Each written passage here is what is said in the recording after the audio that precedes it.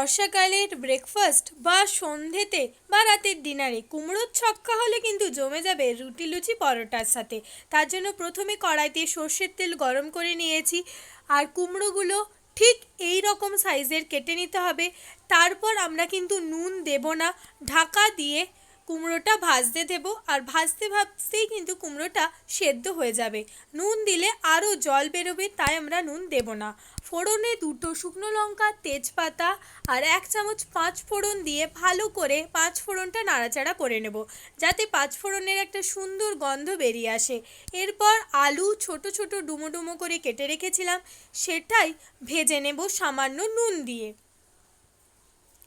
ঢাকা দিয়ে রেখে দেব যাতে আলুটাও সেদ্ধ হয়ে যায়। এরপর আমরা দিয়েছি এখানে নারকেল কোড়া আর ছোলা ভিজিয়ে রেখেছিলাম রাত থেকে, সেটাই। এতে কিন্তু টেস্ট আরও বেড়ে যায়। কুমড়োর ছক্কাতে একদম দিতে মিস করবে না এই দুটো জিনিস।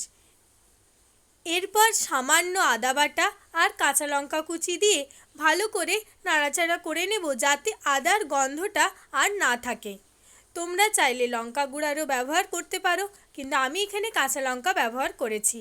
এরপর গুঁড়ো মশলা, জিরে গুঁড়ো, হলুদ গুঁড়ো আর ধনে গুঁড়ো সামান্য পরিমাণে দিয়ে ভালো করে নাড়াচাড়া করে নিয়েছি।